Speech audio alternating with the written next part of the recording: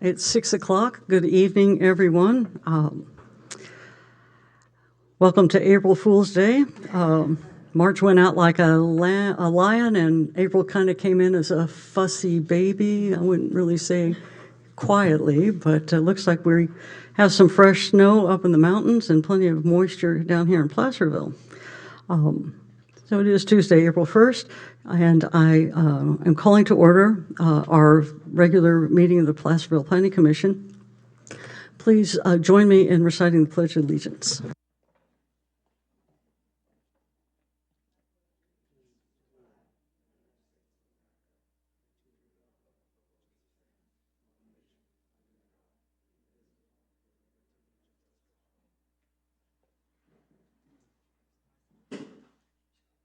Ms. Hunter, please call the roll.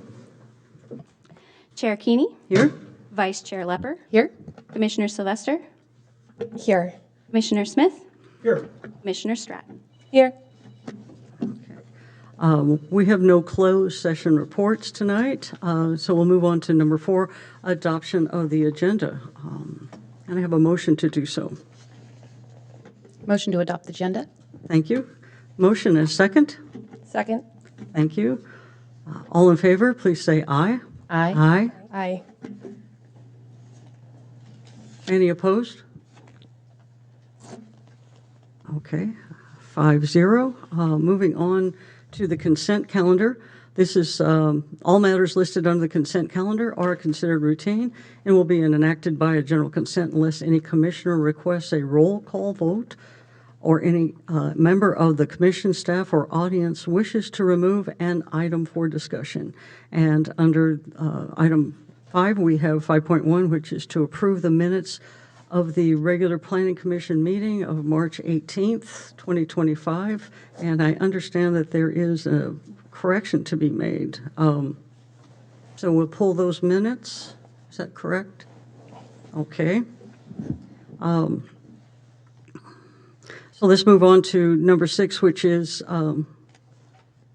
discussing the items pulled from consent calendar. The correction to the meeting minutes, Ms. Hunter, you told me there was a correction? Yes. So on page 5 of the minutes, under item 12.1, election of officers, for the second, for the motion for chair, it should be Commissioner Sylvester rather than Stratton, and that is the change. Okay, so page 5.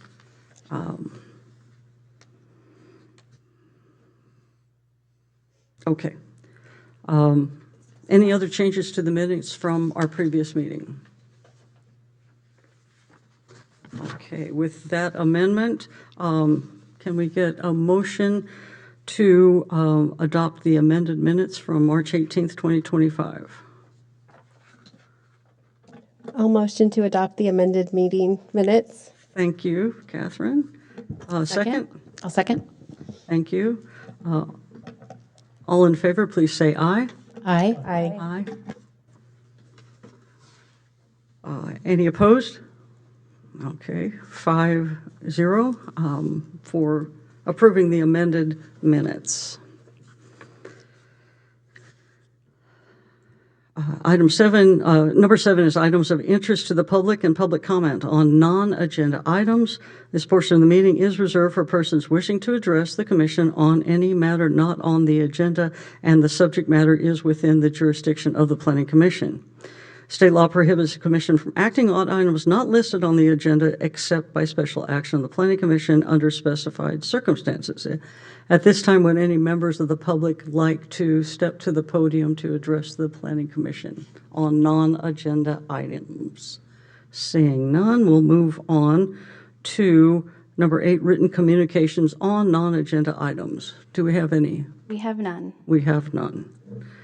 All right, we also do not have any presentations or educational workshops tonight, so we'll move on to 10, environmental assessments, public hearings. And we have one only, a site plan review, SPR 76-19-R for the County Fair Plaza Grocery Outlet Re-Imaging and Master Sign Plan Revision.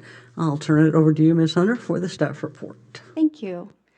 So the subject request includes modifications to 31 Fair Lane, previously Rite Aid, for the new tenant grocery outlet. The proposed project includes the following: so modification of the previously approved building elevations with respect to color and roof line, amendment of the master sign plan, construction of a new trash enclosure and improvement of the bale enclosure behind the building in the loading zone, and installation of new cart corrals.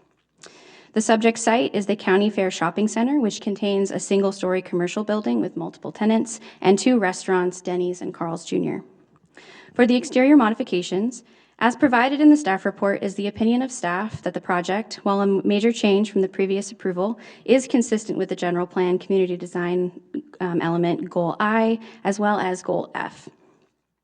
While the roof line is proposed to be modified to include a new parapet delineating the entrance to grocery outlet, the overall scale and proportion of the existing building shall remain unchanged.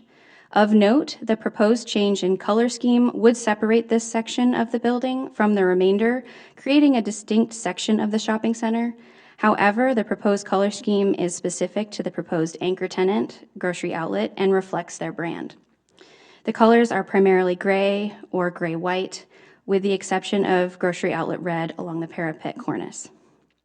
Regarding the master sign plan revision, the original sign plan approved a total of 330 square feet of signage for major tenants only, so Safeway, which is Big Lots, was 180 square feet, and Value Giant, or Rite Aid, now this location, 150 square feet. Total wall signage approved in 1978 was approximately 650 square feet. Additionally, the sign plan for the entire center limited the length of the sign for each unit to no greater than 60% of the lineal unit frontage. The subject application seeks to amend the previously approved sign package as provided in the bullets on page 6 of the staff report. It is the opinion of staff that while an increase in wall signage, the signs shall be of professional quality, located in a logical manner on the newly created front parapet, and provide adequate signage for the new tenant. The length of the signage collectively on the front face is within the 60% of the lineal frontage identified in the existing sign plan. So additional considerations. It should be noted that on Monday, March 31st, 2025, staff did receive a revised a site plan for the proposed project, which was provided to the commission, and copies of which are on the back counter.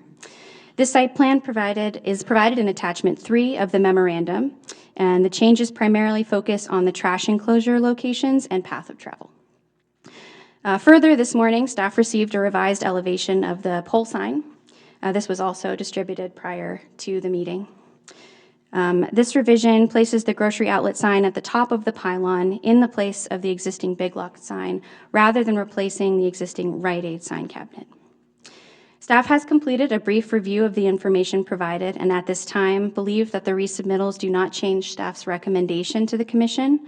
The pole sign is considered existing square footage regardless of the placement of the new sign, and would not require a building permit for this replacement.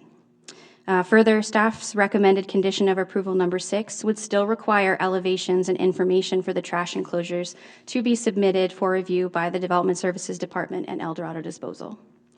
However, it is at the Commission's discretion to continue the item to allow for public review and inclusion within the staff report.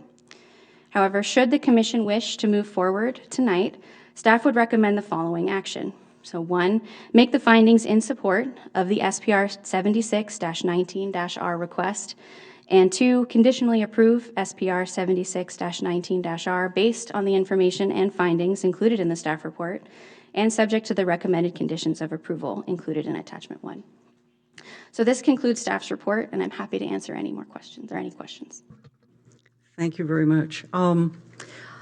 I had one question. I realize it's the standard language that's in our recommended conditions of approval. Number 9, lighting of outdoor signage shall be reduced between 12 a.m. and 6 a.m.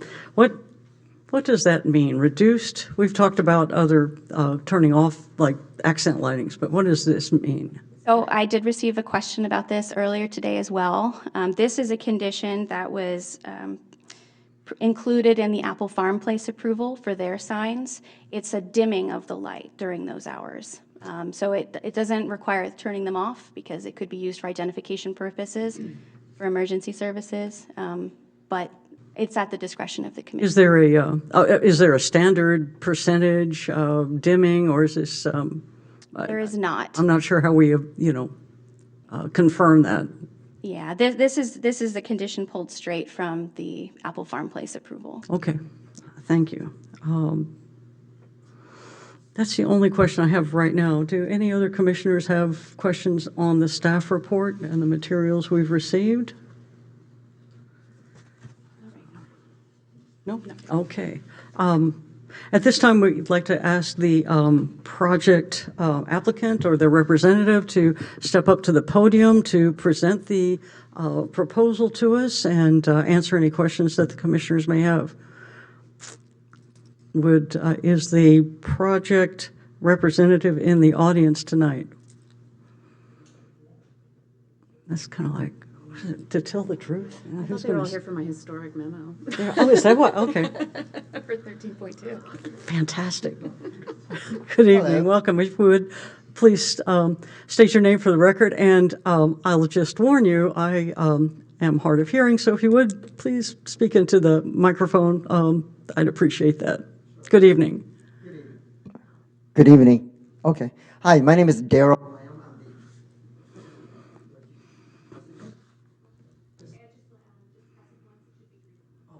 Okay.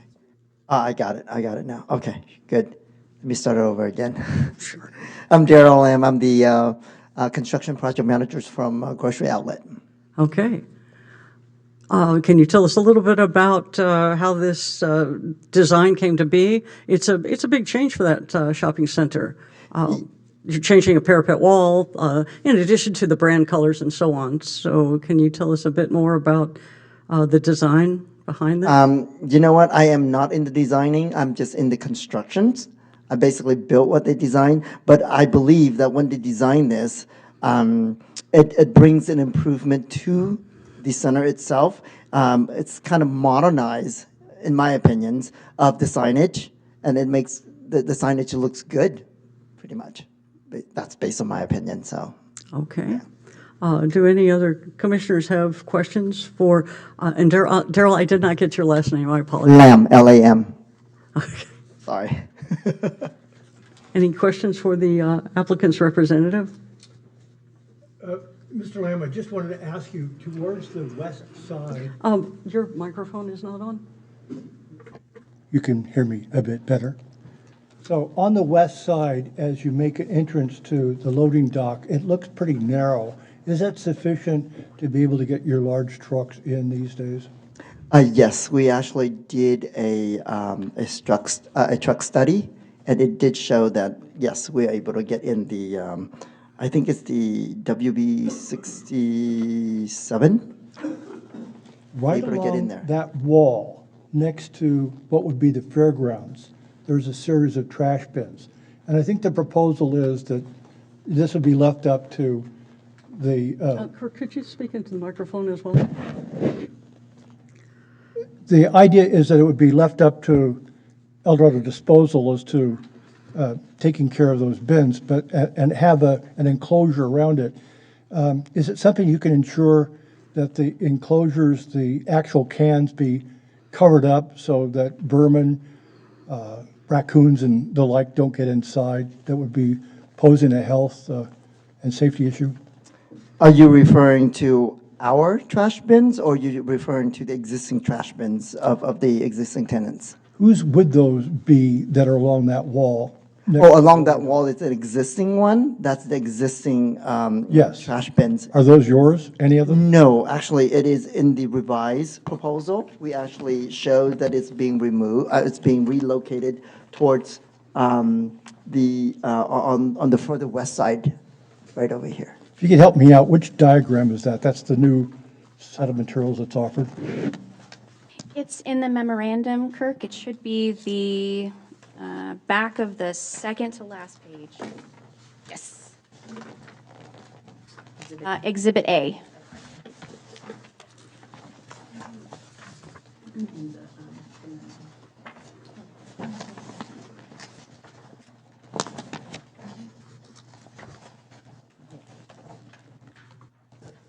And that's Exhibit A or B? I'm sorry, I don't have your exhibit, so do you have a copy? Yeah, you can borrow this one. Okay. Thank you. Yes, that is correct. Exhibit A. Are you responsible for the transformer that's listed as E on that area? Just where you described the, really quote, the trash bins in those green spots on the left of this diagram on Exhibit A. At the very corner, the top corner, it says transformer. That is Is correct. that something you're responsible for? No, that is an existing transformer. It was, when I looked at it this evening, it was about a half a foot of water. It just seemed like a safety issue. There's almost a foot of water where the transformer is. I think there is a drain that's there. To be quite honest, I have not been up there when it rains, so I really don't know what Sure. the condition is. Those are my questions. Thank you. You're welcome. Thank you.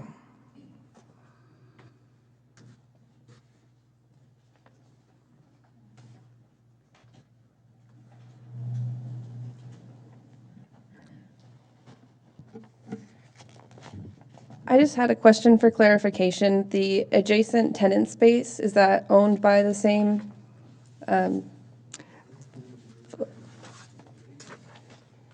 Hi, I'm Bill Coyle. I'm with Grocery Outlet in the real estate department, and Bill Andrews represents the owner, Bollinger. They are present also. We lease the whole Rite Aid space. We don't need it all, so we're gonna put up a demising wall, and I have a good tenant interested now. If that, we'll know more in 60 days. If that comes about, we're likely to amend our lease, give that space back to Bollinger, and have them put that tenant in there. I see. Thank you. I guess the question I had for you, if I may, is about that particular section. I think it's 1/3 would be reserved for another tenant next to Grocery Outlet. Where would their loading dock be? Where would they be able to load material going into that other business? On Exhibit A, and you see those dash lines right there, and then towards very top, there's a double door, and that will be their loading entrance right there. That's, I think, E is what it's described as. Above E, right above E. I see. It looks like there's also a depiction on Exhibit B. Shows an access point in the rear as well. Yeah, Exhibit B.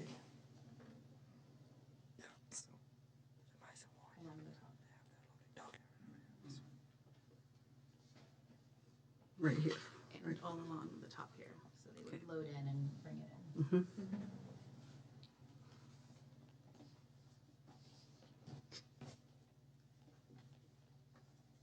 Understood? Any other questions about That's, the loading those are my area? questions. Okay. Thank you. Any other? I am very concerned about the area of the signage. As you know from, I'm sure you read the staff report, at least I hope you did. It's a big increase from what is existing and what has been approved prior for that space. And so I'm very concerned about that. It's a big change for this shopping center. It actually, as you drive around it, which I did today to take a look, you're impacting, just one element, not even the entire space that was once occupied by Rite Aid. And Rite Aid, let me go through my notes quickly here. So the Rite Aid space was approved for 150 square feet of signage from under the 1978 signage approval. And your proposal is for 216 square feet for the single wall sign that reads grocery outlet. And then in addition to that, there are the 4 individual wall signs of 37.6 square feet that read, produce, meats, and so on. So the total signage for this new entity is 253, over 253 square feet, and that is a really large increase, and I'm really not comfortable with it. I understand that this is important to attract your customers so that they can find your location. It is part of your brand, but I'm looking for a way for us to reduce that. Tell me how can we change this so that it is more, and I understand that, your client is looking for a larger sign, and so they've, have instructed you to design this and install it. But, I want them to be sympathetic to the needs of Placerville, our residences, our residents. People are very concerned about, even in our highway commercial zones, where you tend to have more advertising than, say, downtown Placerville. Even in highway commercial zones, people are concerned about cluttering and having too much signage. What can we do to reduce that? How can we find a better balance between the existing 100 and approximately 150 square feet and your proposed 366 square feet?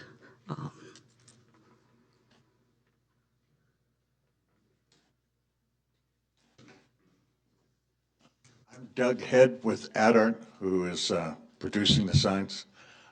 What you see on this drawing is what Grocery Outlet has done all across the United States. This is their standard typical signage for long distance reading. And if you're coming down the freeway, you need a sizable sign to be seen. Also, you're set way back on the freeway. Set way back in the shopping center.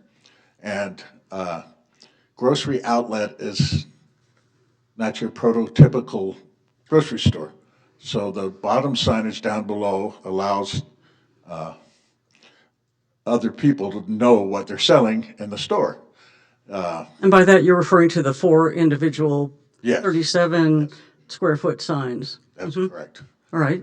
And a lot of that signage is just a red background. It's not the letters themselves. So I meant none of the red illuminates. It's only the letters that illuminate. So it might look large to you, but in the daytime it might look large, but at nighttime, all you're going to see is the illuminated letters. And those aren't overly sized for that parapet. When you put anything smaller on that parapet, it's going to start looking out of place. And that's a good point. The parapet itself is over 1,000 square feet. Why so large? I don't design the parapet, I design the signs that go on the parapet. But that is if you look at their locations across the United States, that's more or less their look. They have the large parapet and they put the sign squarely in it, which I think looks nice, looks professional. It doesn't look gaudy, and it fits their motif wherever they go. They like to be recognized. Everybody wants their store to be recognized, and this is what they use everywhere. So we're asking your indulgence on this part. I know it's a little larger than what you normally see, but yet, like I said, a lot of it's just a red background. But I hope you're sympathetic to my concern. We're going from 150 square feet to well over 300 square feet for this new signage, as well as the much larger parapet. The existing parapet that has the Rite Aid logos on it is recessed and, sits above the standing seam metal roof, but doesn't project out nearly as far as what you're proposing for the Grocery Outlet. like I said, the parapet is not of my design, but it is, they're prototypical across the country. I'm their national sign person, so I had a choice of being here or New Jersey, so you win. And it's the exact same design in New Jersey, it's the exact same sign everywhere we go. Okay. Kristen, I don't know if you can answer this, but I believe this signage that we are provided in the package for the new grocery outlet, it's the same grocery outlet, the same company that we have a grocery outlet on the east side of town. That is correct. I'm actually trying to find the sign package from Apple Farm Place to. Right, so it is much different than what we see here, but, you know, I understand that this is part of the corporate branding. This is what they And this is have their, requested, and. this is their look of all their current signs. I can't answer for what happened, 10 years ago. But now, they all have the larger parapet. So in addition to the parapet and the large, and I agree, if the sign itself was smaller, it would not fit well on that parapet as designed. But in addition to the parapet, the signage, we also have a change in the color. We have a change not just in the walls and the trim, but also the standing seam metal roof is going to be changed, right, for a different color. I believe that's. And I apologize if I'm wrong with that. That might have just been the way it came across in the It appears to printing. be a That is gray. correct.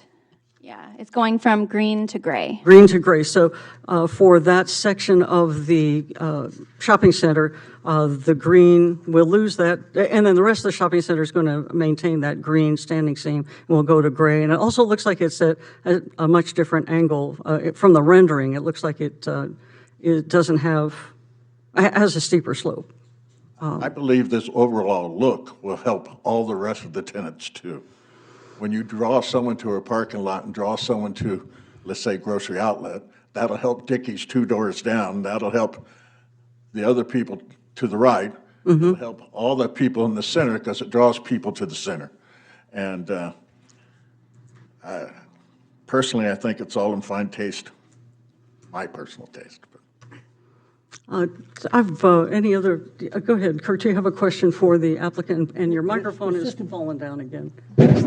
Seem to be- It's just, my questions are to follow up and make sure I understand the discussion that you've had. Sure, go ahead.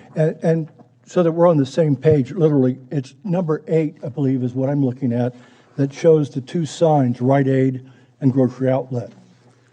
This is from the staff report, and I think that's what I heard described as comparing Comparing the existing proposed to the sign to proposed. Rite Aid. Okay.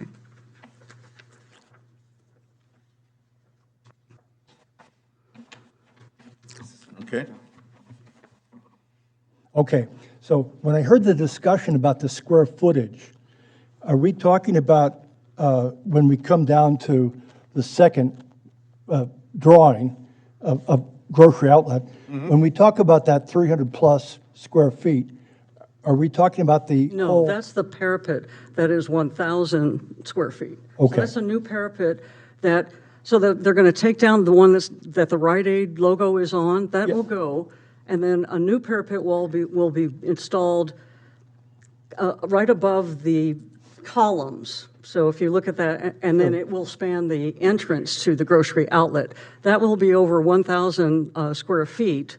And then the red grocery outlet sign, that's 216 square feet. And then the individual, that's 216. And then below that, there's a line that says, I can't remember, the produce meats, Right. and so on. Each one of those is about 37 square feet. Okay. If So I could looking at correct, the actually. section that's just grocery outlet in red, and compare that right above to Rite Aid that was there, what's the size? Are they, how close are they to being close to the same? I don't know if we have that information in the staff report, but if you look at the upper, figure 9, the three components, Rite Aid, pharmacy, I can't read what the one on the left said, but that was 150 square feet total. That's the Between existing, those three. right. That's what the wall signage that they were allowed was 150 square feet per the 1978 sign package.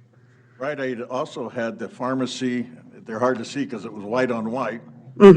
And some other word off to the left of it. Yeah, so that 150 includes Thrifty's, Pharmacy, and Rite Aid. in the Quizzing Rite them Aid and then building. we'll. I think that one of the things that would help me to understand is what the applicant for the signage issue has addressed is that this is national. So the question is, what have we done for the upper Broadway grocery outlet? What signage do we have there? Is it the same size or is it Well, I different? don't know that we have that before. I have the Kristen staff has looked it report, up. and I can certainly come up to show the picture within. But what was approved it was for all anchor tenants up at Apple Farm Place. It was one wall sign and one projecting sign. The wall sign was an illuminated acrylic-faced channel letter with illuminated tenant name and/or logo on the parapet or facade, and then not to exceed 3 square feet per 1 foot of frontage, and not to exceed 70% of the lineal frontage, and the height was not to exceed 72 inches. So 72 inches high, but you don't have a square footage total of what they actually installed. You have parameters. I have the parameters from the master sign plan and the proposed elevation at the time. I don't have the approved sign Okay. here tonight. So could you state those again? 72 inches high by, So it was not to exceed 3 square feet per 1 foot of unit frontage. The length was not to exceed 70% of the lineal frontage, and the height was not to exceed 72 inches. Should note that the actual facade of the building for Apple Farm Place, it is different than this. It had a very small section where the sign could go, so I just wanted to clarify that too.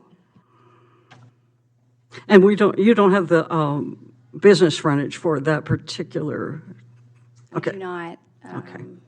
So we're kind of comparing apples to oranges, but yeah. I We didn't need to follow look at the this, math. we need to look at this in context, I guess. So I guess the observations I'd offer is separate from. Well, at this time, please keep your comments questioning our applicant, and then we'll bring it back for a consideration by the planning. Which is actually what I'm doing, but just So you have a mention to question you for so the that we're all on the same page and following the same discussion. And it is that aesthetically, your signage, in terms of the design, to me, is more attractive than the Rite Aid because of getting rid of the awning and you have it in one boxed shape. That's not to say that I dispute the issue of square footage and sign and amount of space, but aesthetically, it seems more pleasing than it is to have this long line of lettering, whereas someone pointed out it's white on white, so it's difficult to read. So this aesthetically is easier to follow. That's not, again, to say that the amount of square footage and the size is necessarily appropriate. It's just that in terms of design, it aesthetically is more pleasing and less garage. And I think it'll make That's the all. whole center more attractive for people. Go ahead, Alyssa. I tend to agree that I'm not sure that it's very aesthetically pleasing to me. It kind of looks like a billboard. I think, I don't want us to get into deliberating too much, but if you have a question for our applicant, because we also want to take public comment if there is any. Sure. So, Just one quick question is like, since we're already considering color changes, would you be open to possibly shrinking the white space that's around? Which space? I'm sorry. Like, there's a gray box surrounding the grocery outlet, fresh produce, meat, or organics, maybe outside of that space where it's still white. So that is the parapet that they're going to build, and then this is the sign on Right. top of the parapet. So I think what, you are asking is maybe shrinking the size of the parapet on which the sign is located? Or not even necessarily shrinking the sign, but maybe like changing the color, so it's maybe like a contrasted background rather than having so much large white space. I wouldn't be the one to make that decision, but I could tell you it'd be a one-off, because they have never done it anyplace else. Okay, thank you. Any other questions for the representatives, the applicant? Okay, thank you very much, gentlemen. Please take a seat. At this point, we will open it up to members of the audience if they have any comments on the project before us tonight.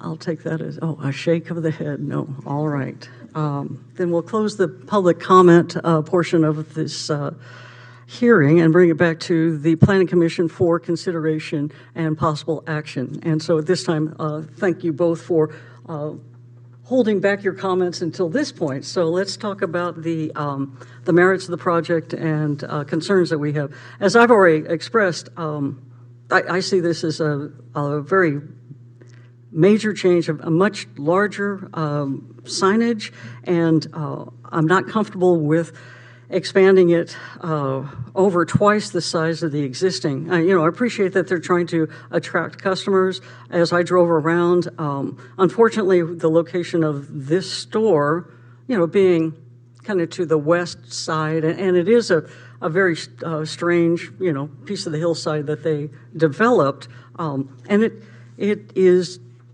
it's impossible to see this sign from the highway. I drove across the highway and looked from across, and I could see the banner that they have installed, coming soon, grocery outlet. I couldn't really read it, but I could see it from there. Really attracting people to the location initially comes from the pole sign, which now the grocery outlet sign will be at the top where it used to have Big Lots. And then also there is the ground sign off of Placerville Drive, directing people up that steep hill to the, shopping center. So passers-by there at the corner, and then from the highway, they can see the pole sign. So that to me is what is going to draw people who are looking for grocery outlet. Within the shopping center, I just argue that this is a big change. That 1,000-foot parapet wall with the 300 plus square feet of signage on top of it is out of scale. So I'd like to know what the rest of you think about that. You've all looked at this. So I actually really disagree. I really liked the package. I thought that the signage looked really nice. I thought it looked proportional to the things they propose. I fully hear and understand the concerns that you've addressed. And if I'm in the minority, then that just is what it is. But I think it's hard to fill big spaces right now. So splitting up these two, making them have these two distinct signs, kind of raising the profile of this shopping center, to me, I tended to agree with some of the comments that the applicant made.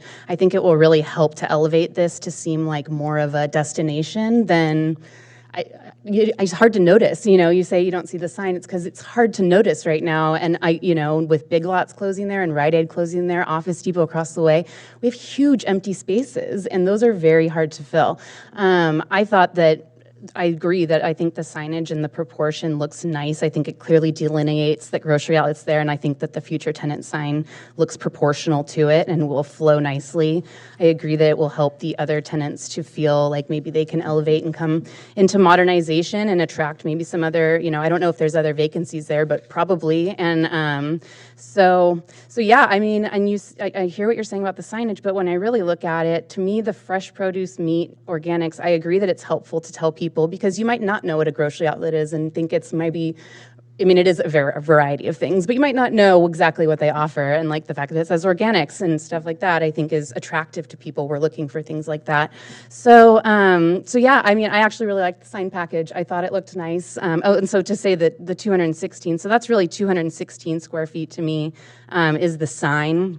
And those 37, yes, they gridded up to 350, but, and I know that that is technically a sign. I understand the definitions of it, but for the sizing and the proportion, I actually think the overage is, it makes sense to me. It looks logical to me, and I think it looks nice. I thought that the colors that they proposed, though they are their brand colors, I thought they were nice. I thought they go with the flow of our look in our community, and I thought that they would bring a nice fresh look to this center. I would love to see this center look more modern, if you will, by keeping, I want to keep our Placerville look, but, you know, they have red, they have that is what it is. And so they're coming in, they're wanting to invest in, and so I landed and I liked the package. My questions were not really around concerns around this. I understand, like I said, the difference, but I thought that the presentation spoke to that difference, and I found it to be acceptable for me. So that's where I landed. Anyone else? I wanted to let our colleagues go. Okay, you can go ahead. I'm Well- still mulling this over. Let's see if my mulling is of any value. The distinctive advantage to this over what Rite Aid has is that the signage is over the entrance. Whereas before, Rite Aid had these three things spread out. And when you see, for example, pharmacy, and none of us can figure out what the other word is off on the list. Pardon? It said thrifty ice cream is what. Oh, okay, so ice cream. And that shows how ineffective that was. But pharmacy doesn't tell you that that's an entrance. It's not. And so here, grocery outlet, the signage is over the entrance, and that's a distinct advantage. As far as the issue of the size and proportionality, I would feel a lot more comfortable being principled and consistent if I knew more specifically what the other one looked like, if I had a photograph in front of me, and also if I knew a corresponding building across the street, what Office Max looked like, because that's a comparable kind of building. I don't remember what kind of sign they had on their building. It was distinctive, and you drove by and you knew that's Office Max. So to be principled and consistent, I don't know what standard to look at because I don't have those other illustrations in front of me. I think that if you took this format that they have and shrank it, it'd still be distinctive. And frankly, it's when you have that red border on top and on bottom, that's what you're going to recognize. It's kind of like a fingerprint. So that's just as distinctive as actually reading. Because when you're driving by, you're not going to read on the freeway, fresh produce, meat, organics. That's when you're up close. But the overall impact of the signage is going to be that red border and the gray outline, and then look into the center, that logo that's standard. So I guess I'm kind of in the middle.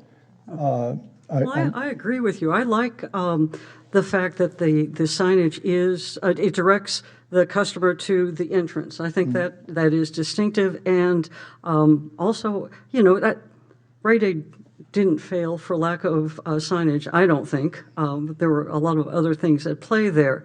But, I hear what you're saying, that you didn't really know if you wanted ice cream or if you wanted the pharmacy. You weren't sure which side of the store you were going to go into. And this does direct the consumer right into the entrance. And, they know that not only are they getting a bargain, there's a bargain market, but there's also these other things, fresh produce, meat, and organics. That they have a whole range of things in their grocery. All of that I agree with.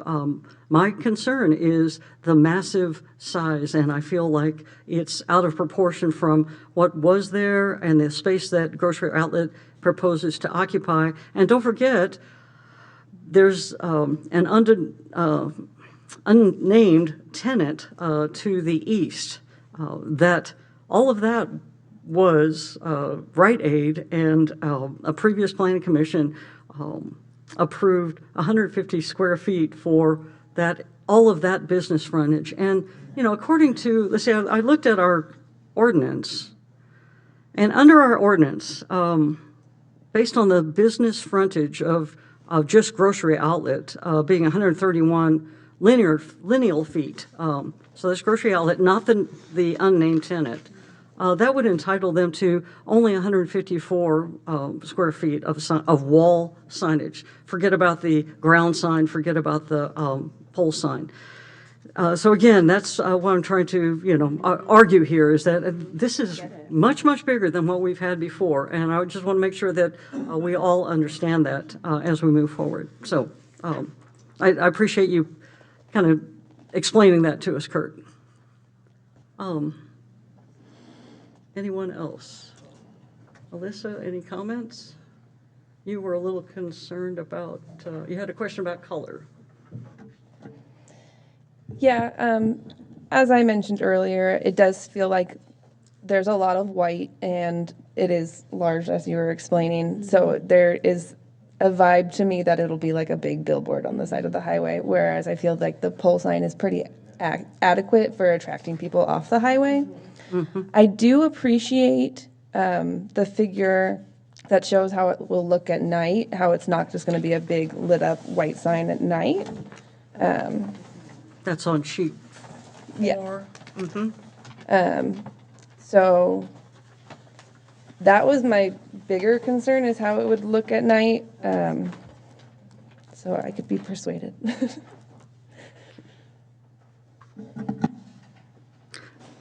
Catherine, I know you had some comments. I don't know if you're ready to share them. I think I'm ready to share some comments. There are a lot of things that I do like about this proposal. And I did come in this evening with sharing a lot of the points that you've made. I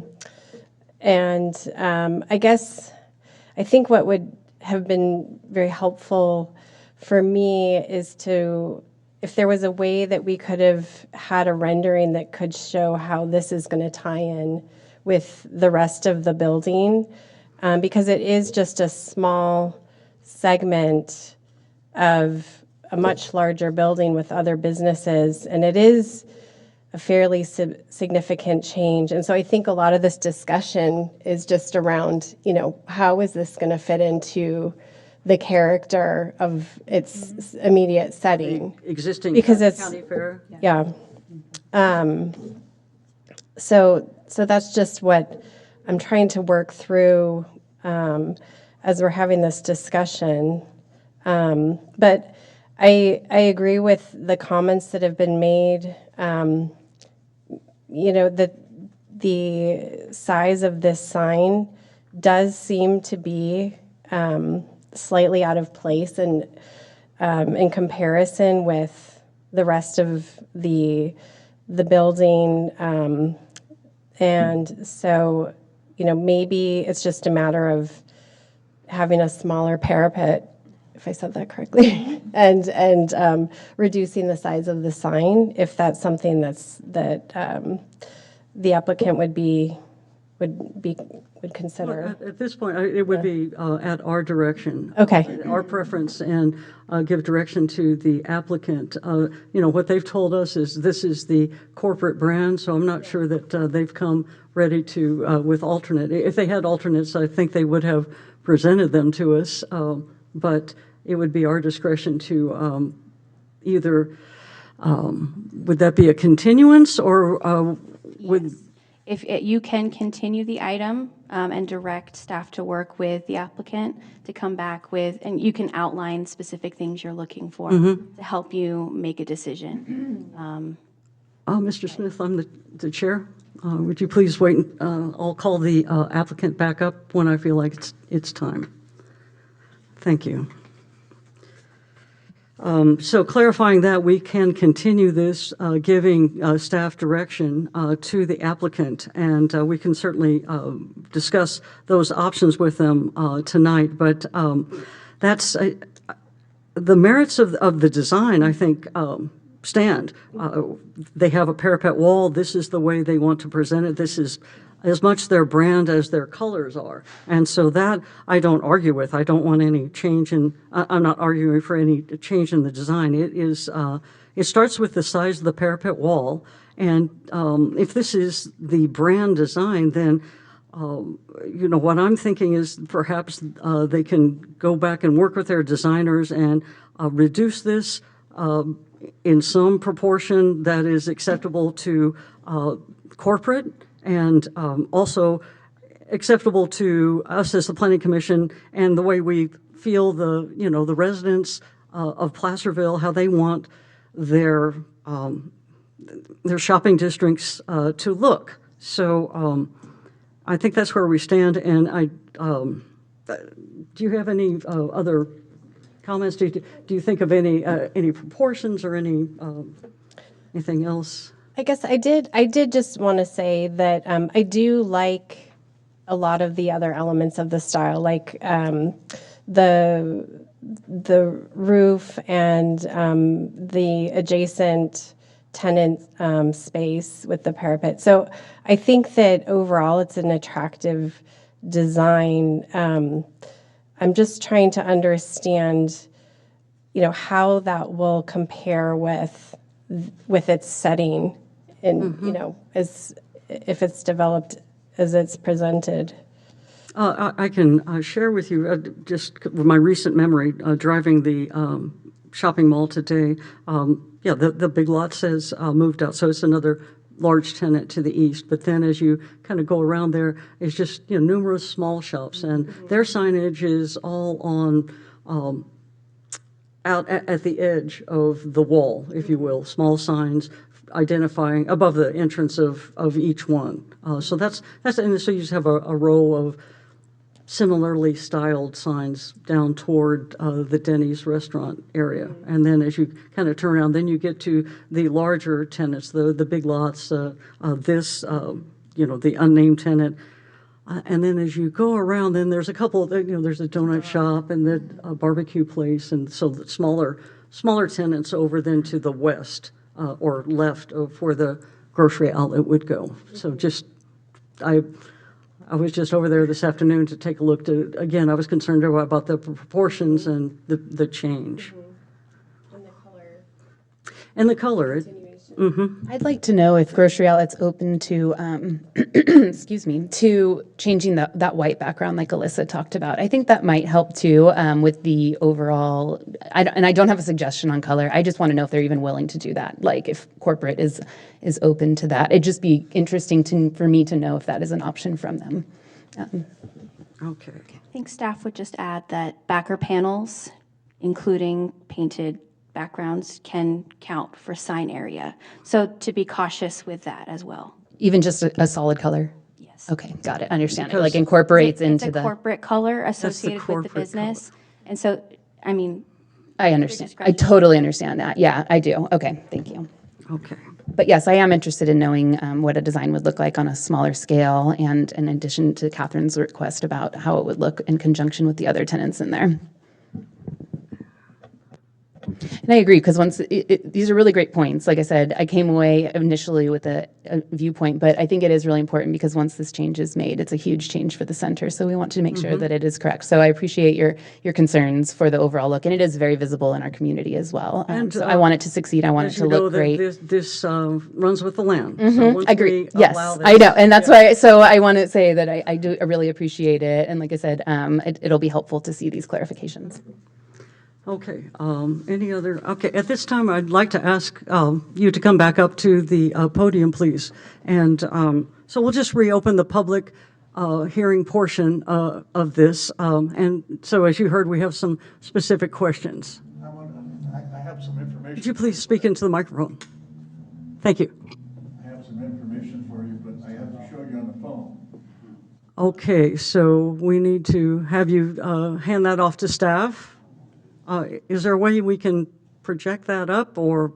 No, I don't think there is. Take it up to her, I guess. We just want our phones back when we're done. Are you comfortable with them? I'm sorry? are you comfortable with them approaching? Yeah, I think that's fine. We'll just have to read into the record a description of what we're seeing, again, for the public review. So if you would, please step up to the microphone, tell us what you're going to show us. We're recording this for posterity, so thank you for. My name again is Doug Head. I'm with AdArt. Nice to have you back. And so you have pictures for us that show. Office Max outlet on West County. Here's Office Max, and it's on a similar parapet, and it has sizable letters. Yes. And here's Grocery Outlet on Crosstown, which is even bigger than the signage that we're requesting. Okay, I don't think that that's the current signage on the grocery I just outlet. Google Earth. I didn't- Yeah, I went by grocery outlet this But it afternoon. does fit. I mean, it's been approved before. So the illustration you have on the left, is that our Office Max that we had last year? Okay. So we can see that that's pretty substantial in square footage. It's a similar size compared to the parapet. It's not, and it's a big parapet.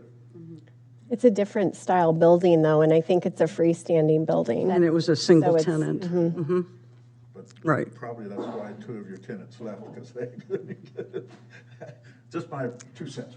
Thank you very much. Thank you.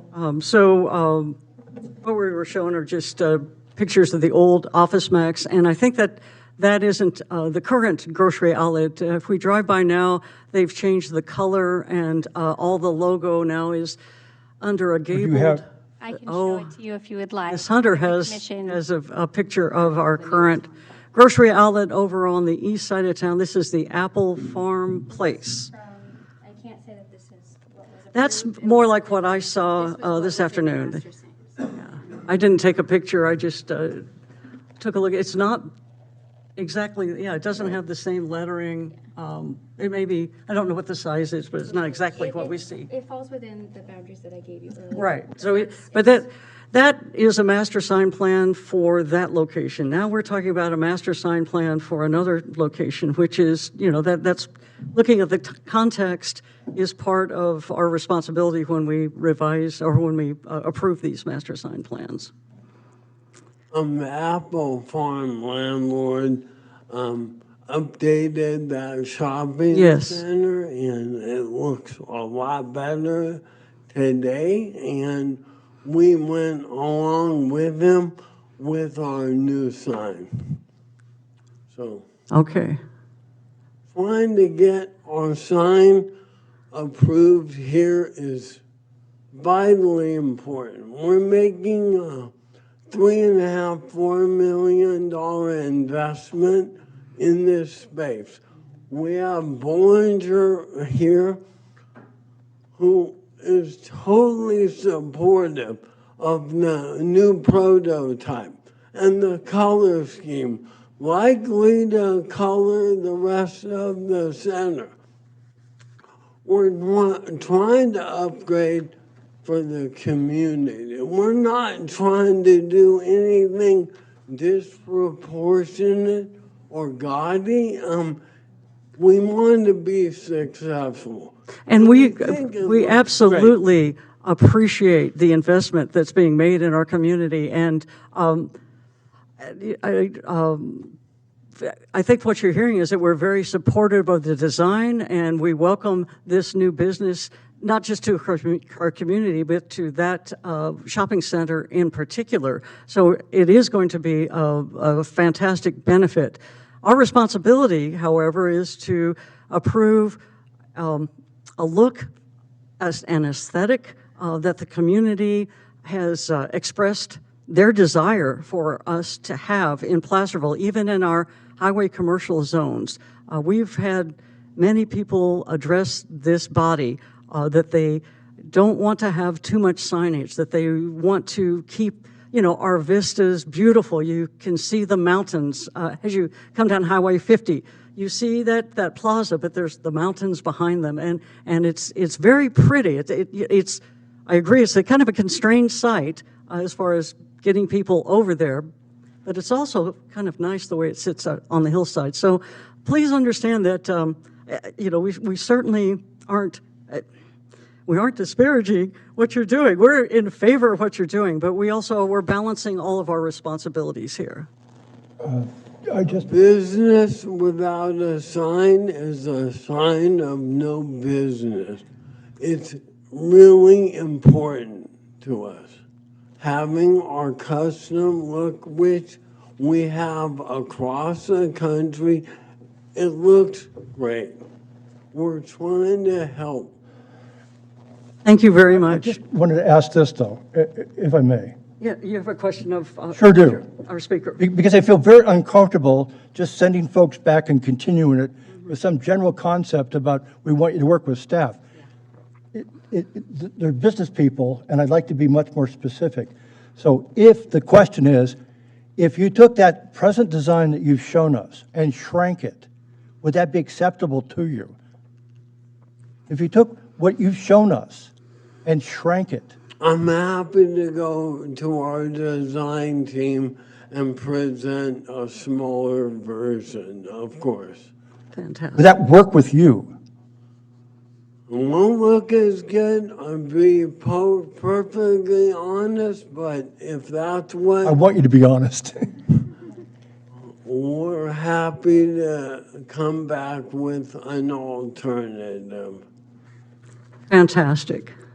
That's great to hear. Please, if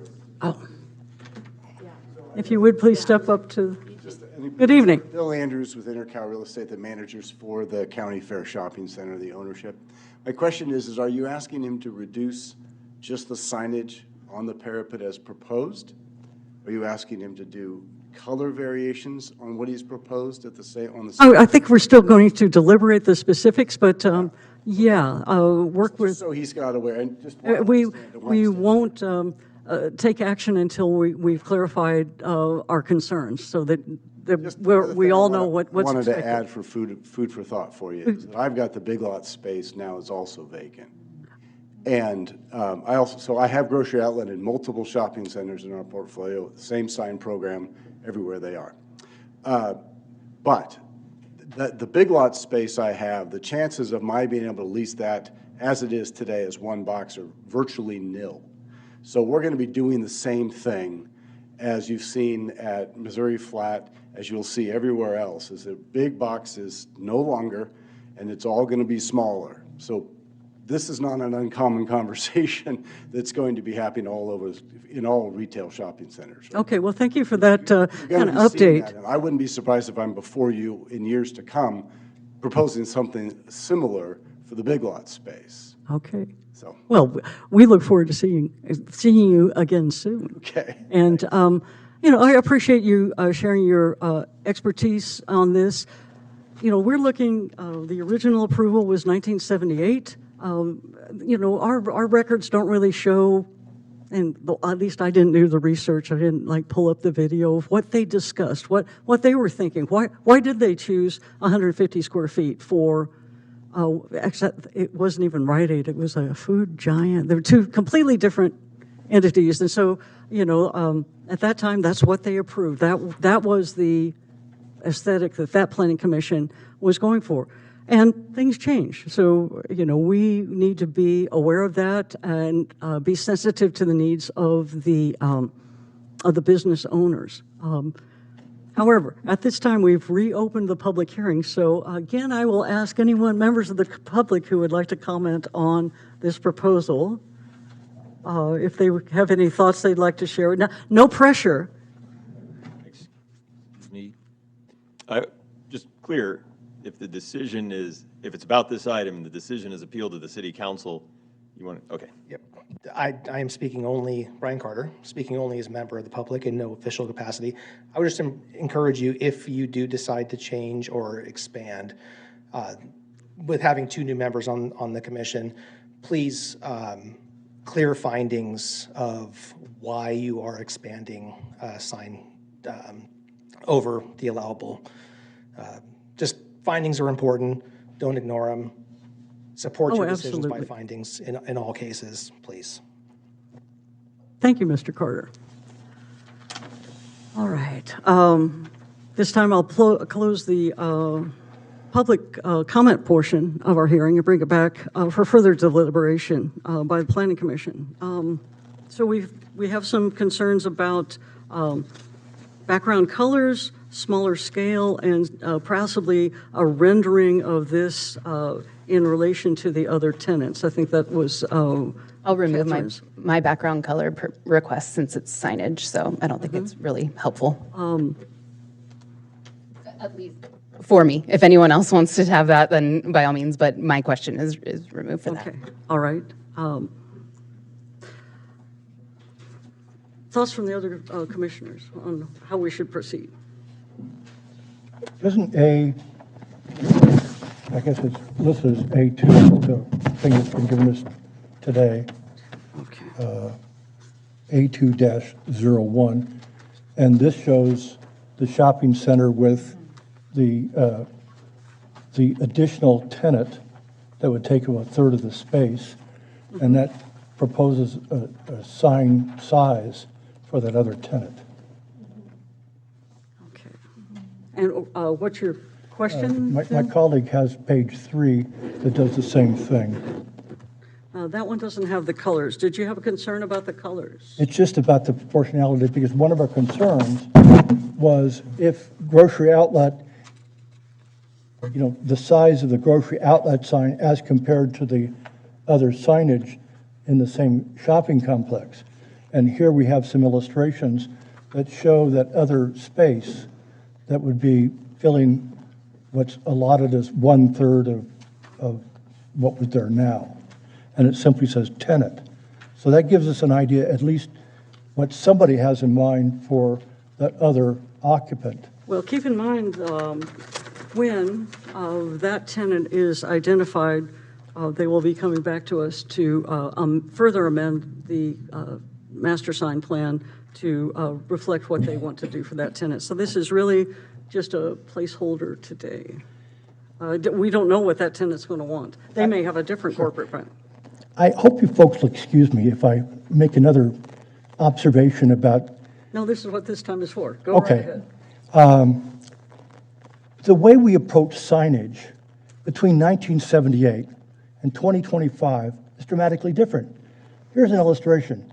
I don't watch television, so when I watched the Oscars, it was like Rip Van Winkle watching these commercials that were so amazing. It wasn't like the 1950s or 60s. They were dramatically different. And it's the same thing when we're looking at still signs for businesses. What they were like in 1978 is not like what they look like now. To me, aesthetically, this looks very clean, crisp, and it works. It's effective. That does not mean to detract from your concerns about size. But for these folks, these business folks, I don't want to send them back and say, hey, come back next month or 2 months from now and do some more planning. I want to give them specific directives. And if our concern is the size of this sign, then just shrink it if that's the issue. But if we're going to say, to be principled, we can see what Office Max was like, and then we can here get an illustration of how it would work schematically with other tenants, is there would be signs that would be proportional. So if somebody comes back several months from now, hopefully sooner, and say, hey, we've got an occupant, we've got some vision about how this component part could fit into the whole, because we've got this at least as an illustration that, hey, for this other tenant to fill up that extra 1/3 space, that does look proportional.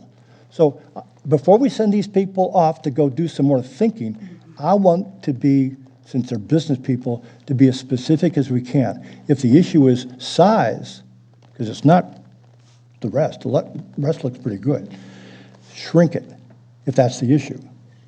We can still see our snow-capped vistas and, the trees around them. Yeah, That's all. I'm landing there too. I'm having a really hard time envisioning what a large difference is going to come back to us with just shrinkage. And again, I'm very sensitive to the concerns that you're expressing, but in looking at the document that you're referencing, where we can see, you can kind of see the building to the left and the right in the schematic about of what it is, the existing, and it really coheses with it. Yeah, like I said, I'm sensitive to it, but I came in feeling like this looked like a nice, fresh, and visible upgrade for it, and I'm going back there, and I'm really agreeing with you that I'm going, okay, so it's going to be if you just want to shrink it in general, we're just going to throw out a number, but I'm just a little, and I guess would then proportionally shrink the signage to get closer to the 150. I could understand that, but I was comfortable with this, again, I was comfortable that the signage, with regards to like findings, that the signage that is there is informative. I think it's attractive, and I think it enhances what is spoken to the public. So I don't find it visually cluttering. I find it informative in this specific case. Because again, you know, the reason we exist is to review specific cases and decide whether or not we think a deviation from the ordinance is appropriate. So, so yeah, I'm kind of landing with you. Again, I'm sensitive to it, but I'm very uncomfortable continuing it right now without very clear reasoning and a very clear expectation of what the massive difference will produce with regards to the effort, time, and energy put into that.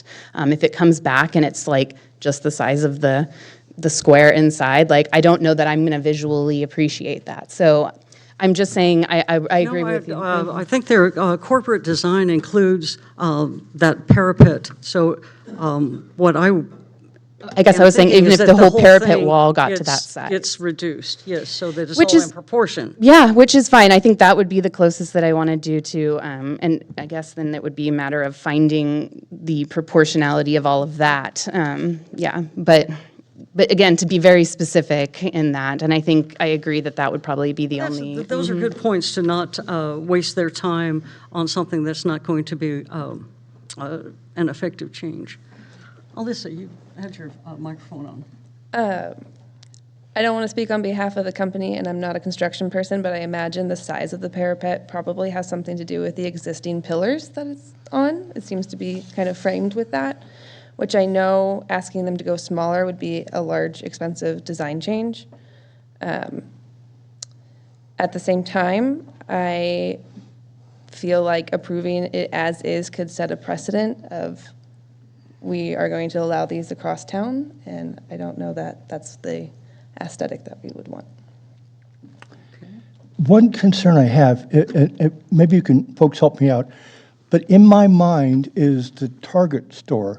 And the reason that I'm thinking about the Target is because it's a recent development. It's in part of a complex similar to this. And one of the things that I vaguely recall, because I wasn't looking at it for purposes of tonight, but it's a style that says Target. The color scheme, the bullards, all that stuff. If we had a photograph of that particular one, that would be some guidance, because then we could be consistent. But it's comparable in terms of the kind of development, in terms of time period, and because we're talking about a corporate franchise. So I wish I had that image in front of me, because what I remember of that Target store is it doesn't jump out at you, but it still says Target. When I look at this, no matter what size it says grocery outlet. And the other design is not fair comparison, because the whole sign of that place was supposed to be apples, orchards, and that kind of aesthetic. So, and it's not where you're driving by on a freeway. So I don't think we're quite comparing the two exactly.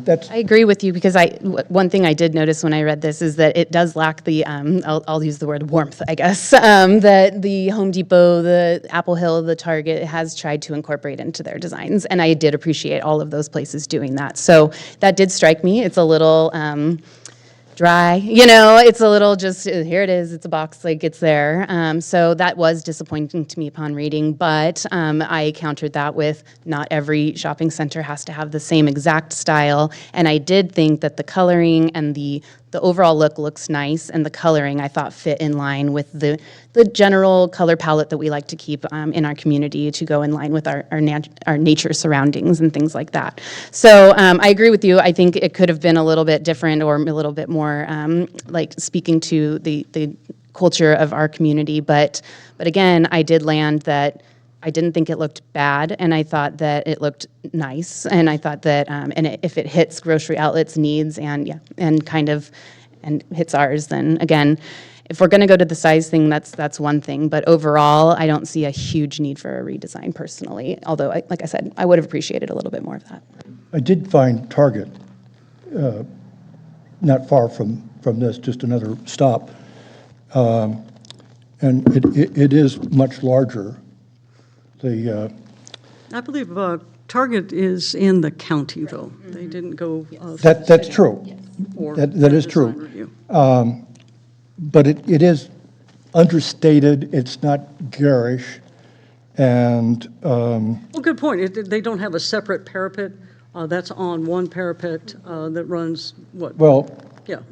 I'll let you look at the others, but it is a separate it's, parapet in any event. But they're not going to, they have their, a grocery outlet has their look. This parapet with the signage in front of it is part of their brand as much as the colors that they have chosen. So this is, as we understand it, what they want to put there. And so One more you're point. not concerned with the more- background color. Alyssa, is that a concern for you anymore? The background color on the grocery outlet parapet? Within the gray box, I am not concerned. I personally feel that if changing the color around the parapet was to be like a easy change, I would appreciate that and be more open to like an exemption for the sign size, if that's, Just soften it a little bit. yeah, exactly. Might kind of make it look like it's set out. And of the corporate colors, is there one that you would like them to use in? So these are colors that we know they want to use in their building. There's the red, I'm sorry, I don't know what they are.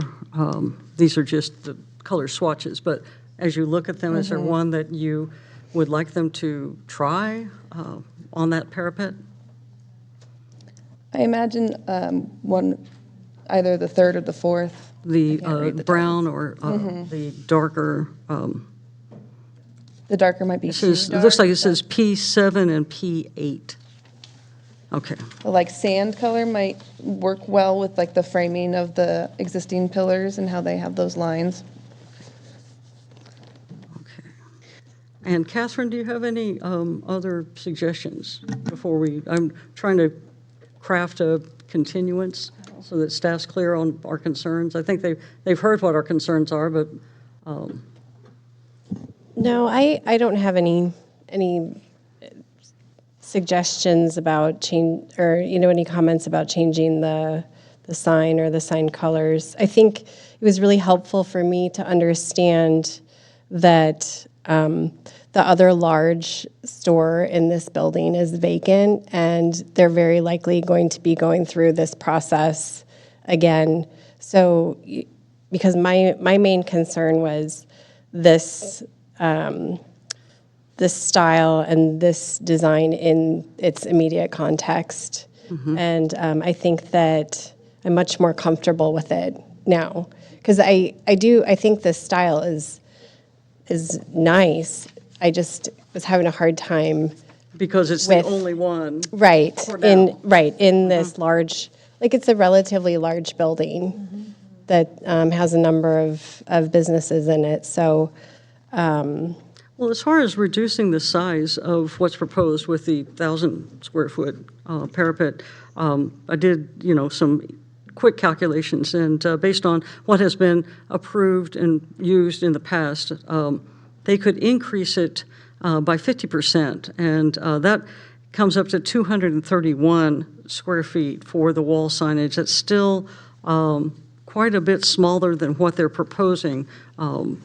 216 for just the grocery outlet bargain market.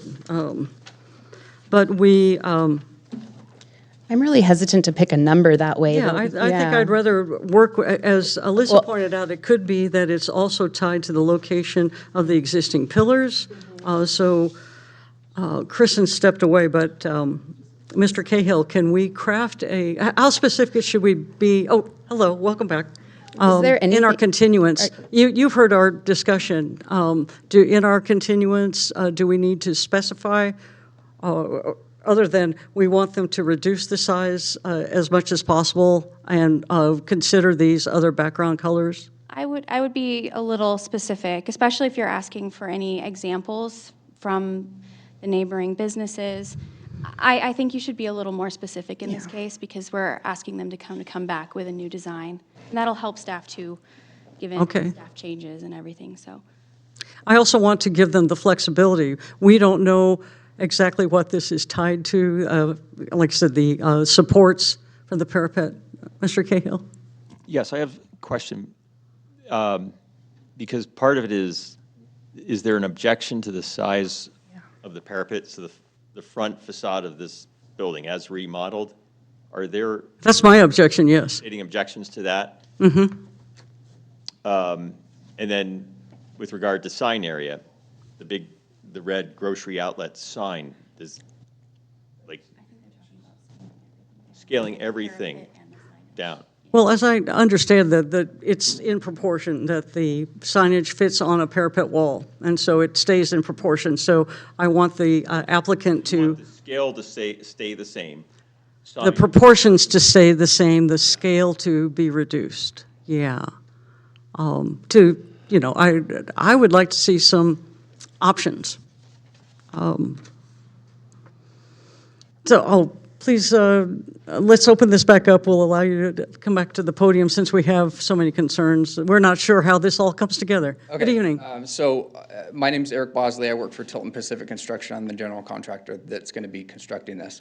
So I just wanted to kind of get a little bit of clarity with regards to, Chris, what you had said with regards to what the ordinance is and as far as allowable square footage for other locations. And you had mentioned 237 square feet. That was based on what? The total square footage and the allowable percentage that the signage can be? That's per ordinance. So just by right, based on the business frontage of 131 feet, lineal feet, allowed by ordinance would be 154 square feet. So under a master sign plan, that no longer holds. It is the discretion of the Planning Commission to expand that. And so that's what we understand that you need to have more square footage than 154 allowed by ordinance. What I'm looking for, and I think I have some sympathy from my fellow commissioners, is how much can we shrink this down? Because you're going from originally 150 to well over 300. Right. So what can you do in the design to reduce that in mass and still keep it in proportion and still have the look that Grocery Outlet strives to have for its brand? And I don't know if that's. I'm just doing a quick calculation. So because I want to provide some clarity.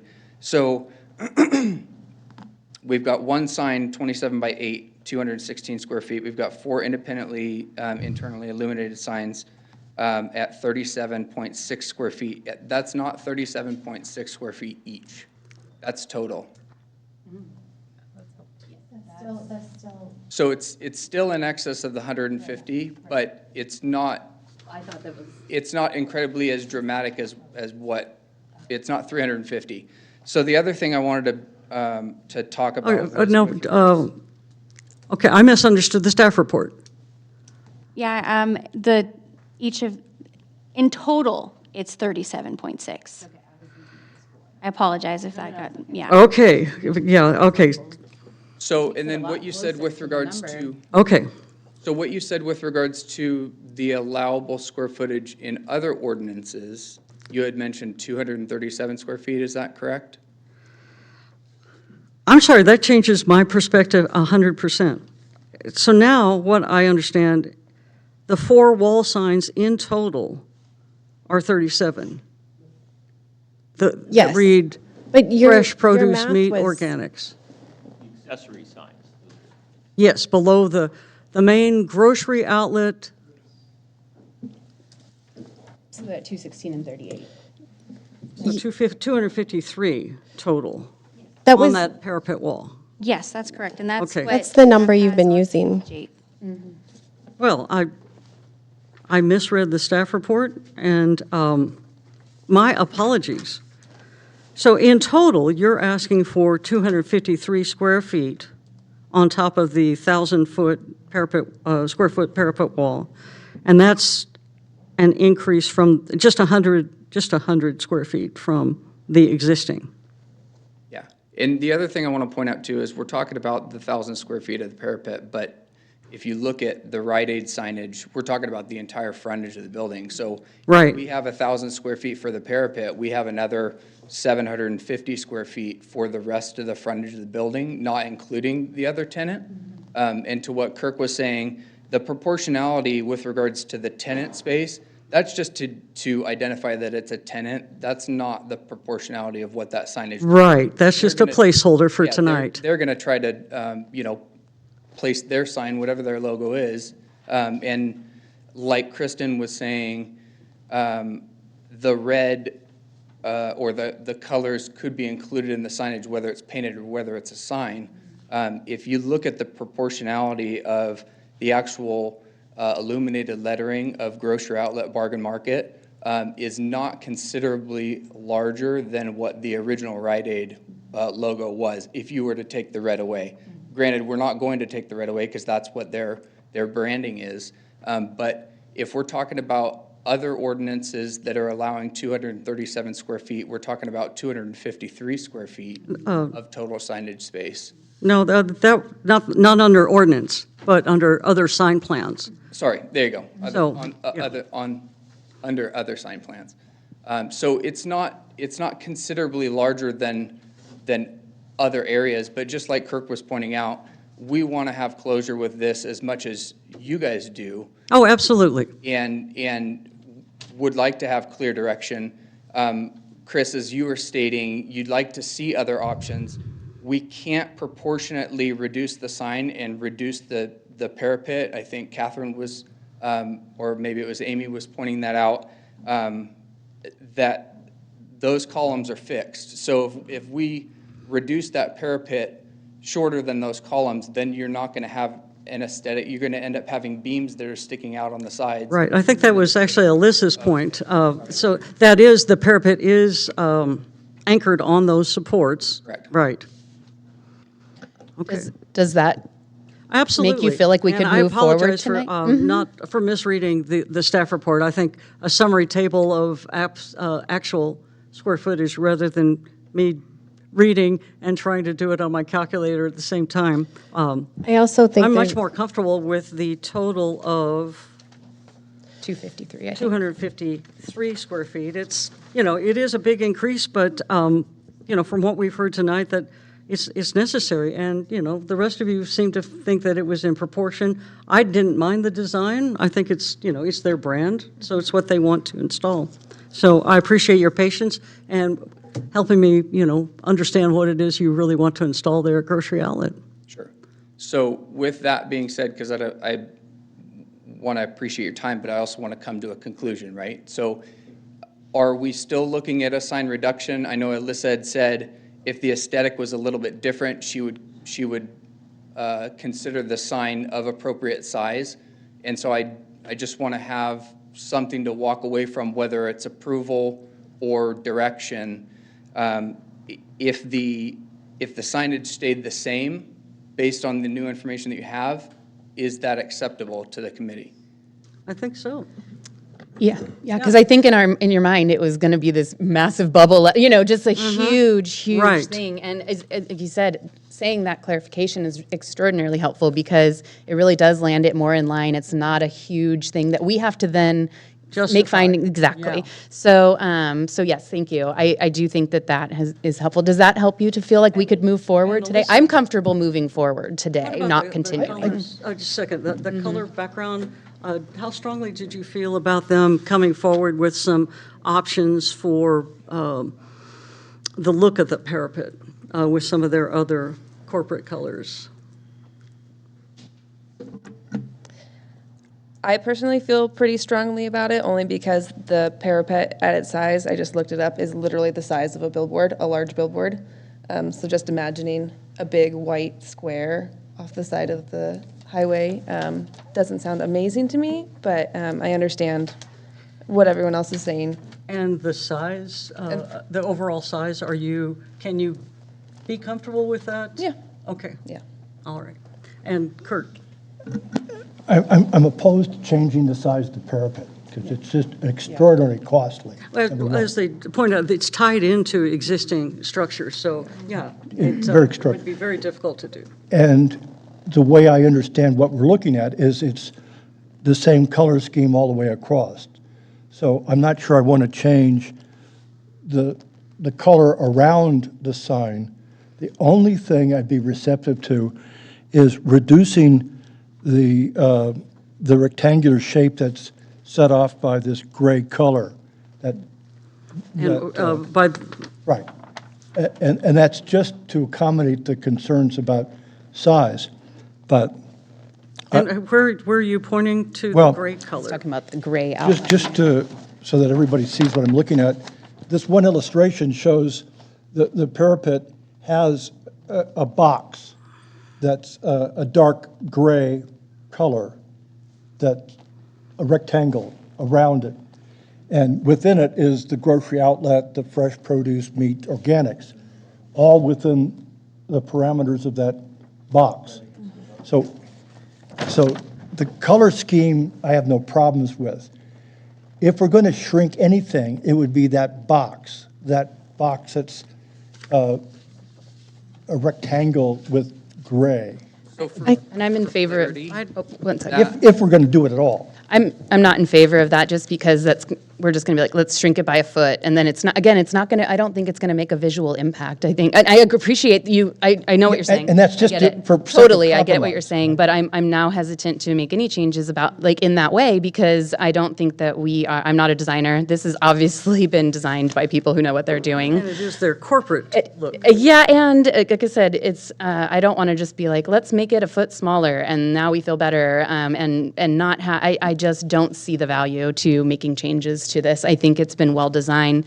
I'm landing back where I came in. I think it's well-designed. I think it's cohesive, and I think it's going to help the center. And so, well, again, I appreciate and am sensitive to the discussions we had. I am in favor of approving the application as presented. That's where I'm at Catherine now. had a comment.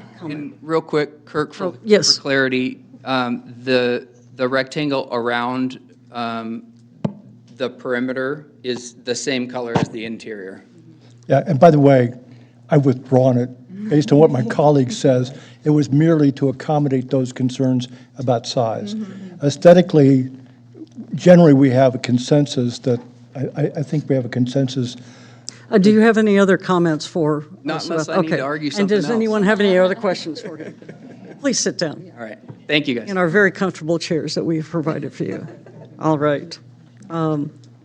Okay, well, I apologize again for thinking that this was going to be much greater than what was there before. I am still concerned that, this is larger. We're going to have yet another sign in the same, what we thought of as, or what we think of as Rite Aid, that business frontage that now has been divided into two entities. So it is going to be quite, in the end result, quite a bit more signage.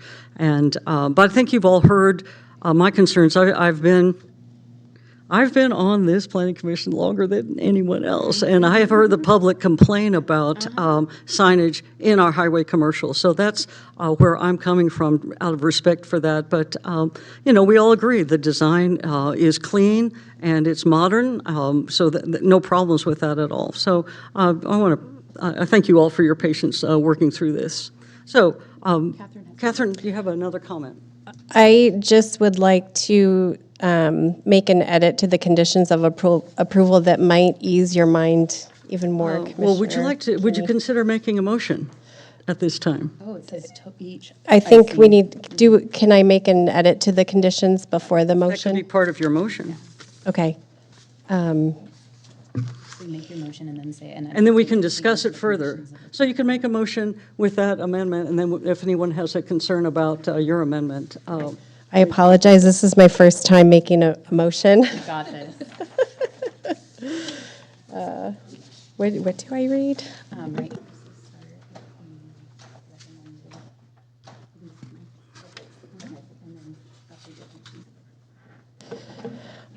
I would like to make a motion to make the following findings in support of the SPR 7619R with items 1 through 5, as listed on page 9 of the Planning Commission staff report, and to conditionally approve SPR 7619R located at 31 Fair Lane, based on the information, project, and findings included in the staff report, and subject to the recommended conditions of approval included in attachment 1 of the staff report dated April 1, 2025, with an edit to condition of approval 2 to remove the word each. So it should read, signs shall consist of one 110 square foot cabinet on the existing pylon sign, one 27 by 8 foot wall sign, 216 square feet, and 4 smaller individual wall signs, 37.6 square feet total. Second. We have a motion and a second from Mr. Smith. I would like to offer another friendly amendment to your motion, Ms. Sylvester. Number 6, the applicant shall submit to the Development Services Department plans, elevations, and color for the proposed trash enclosure prior to issuance of a building permit. I'd like to add the language that this is after approval by the El Dorado Disposal District. That was mentioned in the staff report. I just want to emphasize it in our conditions of approval. Would you accept that amendment? Yes. Okay. that After approval by El Dorado Disposal Services, I think is there. So my friendly amendment has been accepted, and Mr. Smith? Yes. You're willing to second again?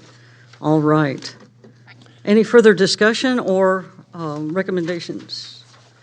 Seeing none, Ms. Hunter, please call the roll. Apologies for that each. I was like, no, I didn't. I'm sorry, what was that? Sorry for the each and the conditions. I think that's where I got off track, was looking at. It is, so and all of a sudden, my fair. math got out of control. No.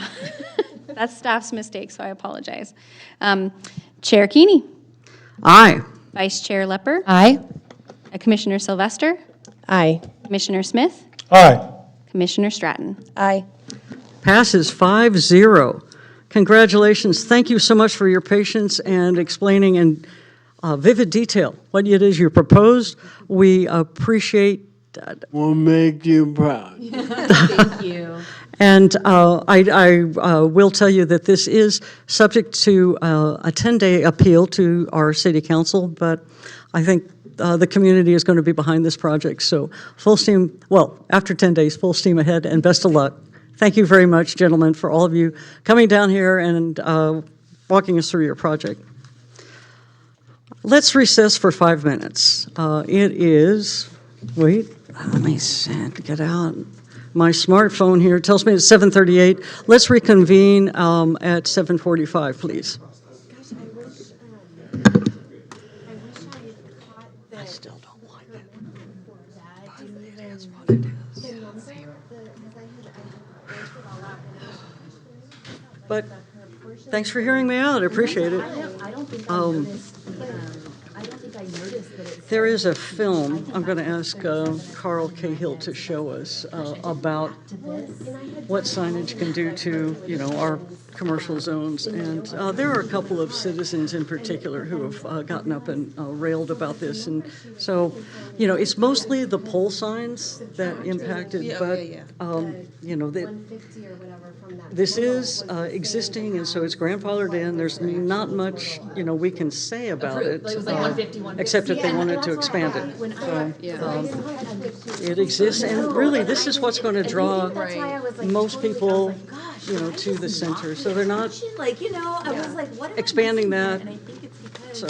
In my head, when I added it up, my apologies. Honestly, I just, like, it's a I little have fuzzy been too, so sharp- when I added it up, I remember agree being like, with oh, your it's not that concerns. much over. I've been And sharply so critical being about like, signs for oh, long so time. Let me it's come a really little bad closer over, to you you so I can know, hear what that's you're saying. usually the case, but like, oh. First of all, I'm it's in an agreeing with acceptable your range. concerns about So then my when she started talking about how big it is, anxiety. I was like, gosh, did I just I've really agreed about the sign underestimate issues what for a the long size I was time. looking at, and I just didn't But take I've it been on that serious, and which is side, not normal for me. So that's why I was like, that I don't even know where my for a brain very was now. long I'm time. confused of what I I know thought. lots of people have. I mean, it's Those definitely people, that's a bigger gut-wrenching sign. experience, because all these little casual Like I things said, we it toss struck back me, and and I was forth like, do I want it is to look huge more like amounts Home of Depot money. or Apple Home? Yes, And- but Yeah, and they've already invested that's this not, much you into know, it that's a and design. their That's design. not, Yeah. you know, and yes, You know, we you have think about other control over communities. that. I But was at up the in same Bend, time, like, Oregon, a couple without years a ago, strict, and I was looking for to be like, put Safeway, river and rocks their on and do Safeway this, sign and me was sit here and tell you exactly, and that's why I'm like, It okay, looked like it was, you know, a little cottage in the woods, you know, and so,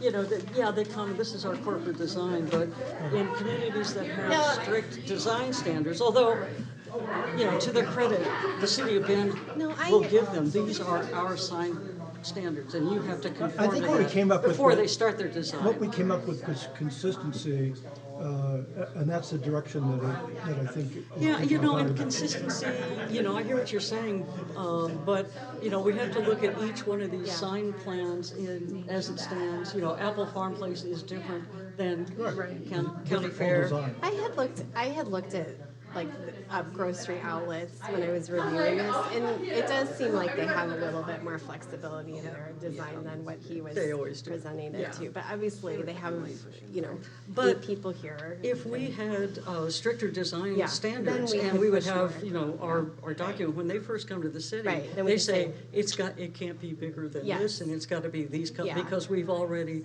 gone through all of Right. that work, that we want the whole town to look, or Yeah. we want this whole development Yeah. to look that way, so. Yeah. By the way, I did look, I cheated, I looked at Google, and you're right. However, when I looked at signs for grocery outlet, there was no indication about the time period. So I could be looking at signs that are 50 years old or 20 years old. Right, on. and so this may be Well, their brand as of 20, you know, 20, I have to go to the bathroom. Yeah, 20, I don't know. 23. The ones I looked at, I know they were, I mean, at least fairly recent, like in the last 5 years. Yeah. So, but. Where'd you see them? Just looking them up? Just looking them up, yeah. Yeah, but I think some of that, like to your point, I mean, it's not my favorite style, but that would be where maybe, you know, we start to develop like specific criteria, design criteria that they can come in with. And we say, you know, this is the aesthetic that we only want to see in this city. Yeah. And then. What do you think when you look at the pharmacy, that old ad? How does it aesthetically look to you if it was today? I've always thought that was a very tired-looking building, and so, I was just really concerned about, you know, if like we're gonna have this like kind of modern-looking.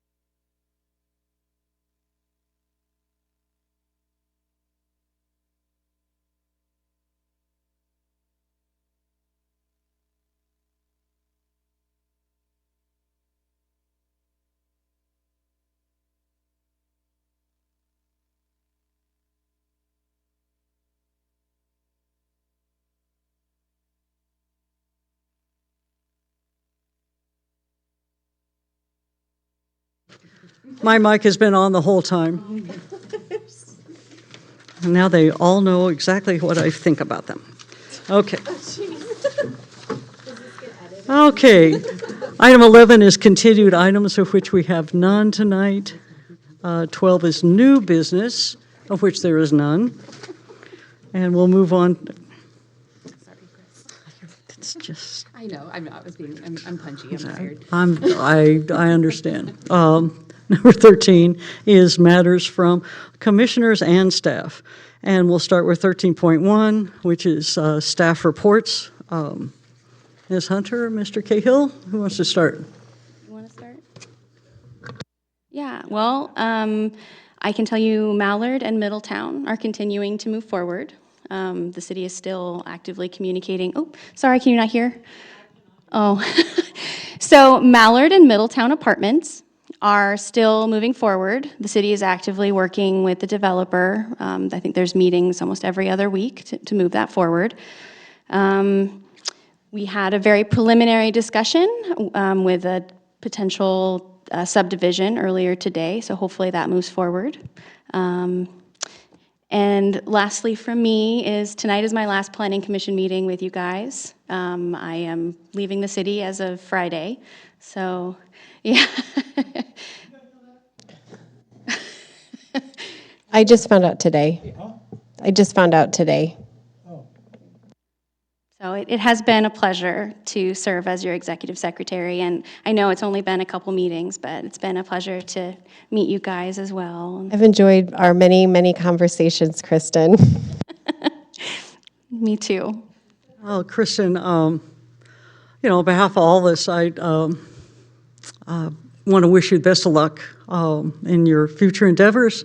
I think we've all enjoyed working with you, and you're so polite and calm. You've always made yourself available to me and to others to answer our many questions, and we deeply appreciate that. So, in your future work, I hope you continue to grow and become an even better planning professional. I wanted to share with everyone tonight that I've known Kristen since before she came to the city of Placerville. She and I both worked for a private consulting firm, and she was really new when she came there, and I was not. And we had office space across the hallway from one another. And one of the first things I remember about this young woman was that she asked if I could possibly use more picturesque speech when I was working on my reports about the different projects. And she even had some suggestions about, I think fudgesicle was one that she prompted me. And so I took that to heart, and I tried my level best and found that it was better just to close my door. So I remember that about you. I've strived to be a better person and be more patient. I'll never get there. So we've known each other quite a long time. And so I've seen you, develop, gain new skills, and I just, keep it going. Best of luck. We'll see you in the audience, right? You'll be here Tuesday nights. I mean, you can't just give up your Tuesday nights like that. Can't promise everyone, but And just for the upcoming April 15th meeting, there will be a couple of items. One is the continued item on the string lights for the restaurant. The other is, it's called the City of Placerville Active Transportation Plan. It was approved by the El Dorado Transportation Commission in 2020. The city just needs to adopt it so that we can apply for certain grant funds. So that will come to you, and I think the idea is we're just going to ask for you to, give it a thumbs up or a thumbs down, and we'll forward that to the city council to adopt. And the primary purpose of all this is so that the city can apply for grant funds. So my question about the string lights at Market Shop is that I've passed by there a number of times since we last met, looking for the lights. They've been off. Anybody know why? Because I'd like to see what they look like with lights on. Unfortunately, no. I did reach out to the applicant to inform them of the continuance, but that's the extent of the communication. Because I don't want to ask them, but can you ask them to turn on their lights so we can know what they're talking about? That's all. We can talk with. If not, they did provide us that one photo that was in the prior staff report that showed Yeah, I all believe, of them lit. I believe there was a couple of pictures that were included as attachments. Okay. So we may just have to work from that if they turn them on and we don't happen to drive by. Okay. I had a question about if any of our recent work had been appealed to the city council. No appeals have been received. Fantastic. Anything else from staff or the commissioners? Okay, great. Now, 3.2 is plan. I'm sorry?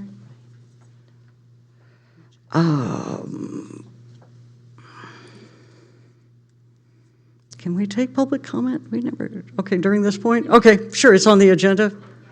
Welcome back to the podium. Thank you, Brian Carter. I just wanted to say thank you to Kristen. In my role on the Planning Commission and now as my role as a city council, I've been very impressed with you, your professionalism, your staff reports. I just want to thank you. It's a huge loss to our planning department and a huge loss to our city. I so much appreciate your time and what you've given to us, and thank you. You're awesome. Good luck. Thank you. That was very gracious. Thank you.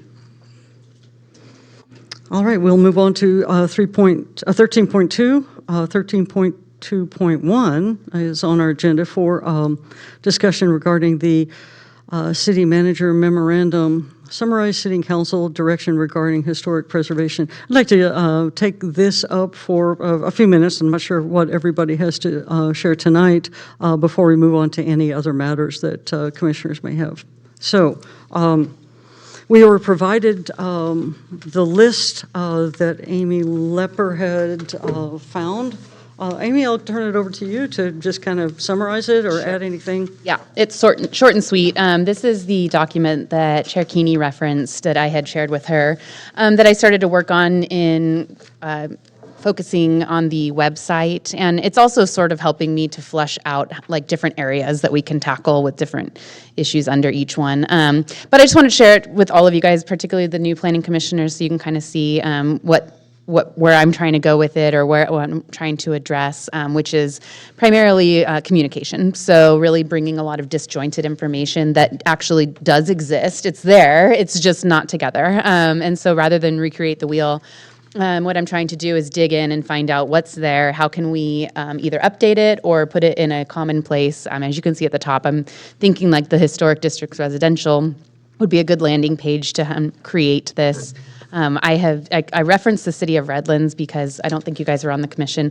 That was a city that I found their website to be very approachable and achievable and basic, and that we could actually do with ours. It links to a lot of PDFs, for example, so easily editable and uploadable, not building whole web pages or anything like some of the more extensive websites. So that's why you see City of Redlands. Sorry it's not clickable in paper, but Kristen can send it to you, or I can send it to you. Either way, she has it. Actually, needs to come from Kristen. True, yes, you're right. So Kristen can send it to you, and that will allow you to click on the links to see what I have found. My method was to use the word historic on our search bar on our city website. I also did history, I believe, and that did not produce as many things. So again, I'm just really digging around in how people approach, find, see our historic resources, where they currently live, and how we can kind of put those together. So my next step will be, which I've just not done, I'm really sorry, I'm trying to keep this rolling, but I haven't circled back around to it, to talk to Jackie No, talk about her participation in some of these because she has volunteered as a city council member to take the lead on being a point person for this. So that's my plan. I do have time and capacity for that. So I will be reaching out to her this week to actually schedule something, start to flesh this out more, see what we have, all that jazz. So that's pretty much it. Any questions on it? Otherwise, it's mostly just informational and And my rough draft. I think this looks really great, and I appreciate you doing this. I think it's very useful, and your vision of reorganizing this information on the website, I think, will be very beneficial to visitors and people here in the city. Good, thank you. Yeah. Microphone? Another commercial for the 19th of April. It's exciting that the Historical Society of the city has a big event that I urge you to all to attend. Why? Because just as Amy's pointed out, we've got a lot of information, tons of it on the site.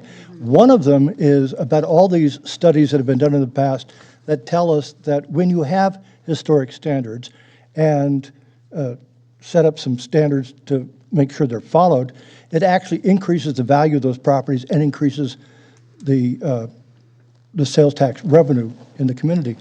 But this is kind of exciting because every time they've done an event, they raise $2,000 or $3,000 just by charging $20-25 a piece. And I'm just urging you now to sign up because if you want to go, they do sell out fast. And this gives you a chance, which is unusual, to be able to go to these various homes, talk to homeowners, talk to a large number of local historians, so you get a chance to, in an informal way, get information about these topics that come across on our website and all kinds of literature we've been looking at for a long time. So it's kind of exciting. It's been done in other communities and been very popular, so this is just the first annual to start off with. This is the first one? The first one. Oh, I didn't realize that. Yep, never been done before. And they've just been taken off like gangbusters. As I mentioned, the one last month at the down in El Dorado Hills was of the Lincoln Highway that came in more than 100 years ago. So you saw Model A's and Model T's that drove the route, and people spent the whole morning learning about Lincoln Highway. That was very special because it linked the continent together and came right through Placerville, through that street just outside the door. So anyway, it's exciting. I'm going to be one of the docents, but you get a chance to ask all kinds of questions and learn new things and put them on the spot. And what was that date again? The 19th of April. 19th. I have a copy of the flyer here if you want to take a photo before you leave, and I can also scan it and send it to you. Yes, I can do that as well. It'll go in my screenshots. A word from our sponsor. Thank you for that. Thank you for that information. And I think that really speaks to the future of what our historic districts can be and why this work is important. And so that's great.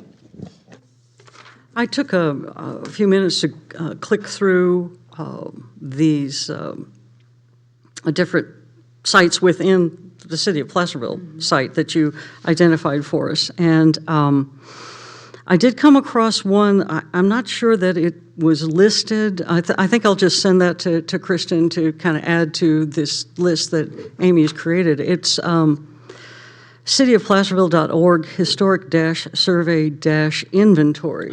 So that's the table, and it has the address. And you had a comment toward the bottom of the first page. Hard to tell if your address is in the district. I can't find it. And yeah, that's what.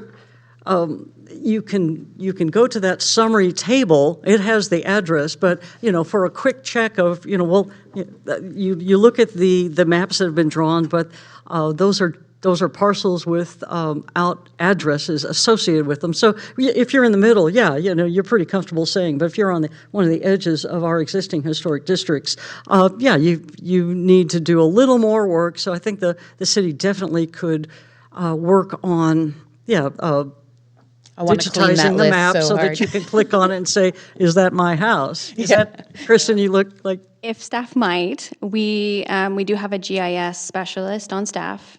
He works on the third floor, so engineering. We did have a meeting within the last month, and one of the items that at least I have spoken with him about is digitizing and creating a shapefile that is searchable to be put on the web. So it's really preliminary, but it's something to consider. He said that it would be possible. For just historic homes?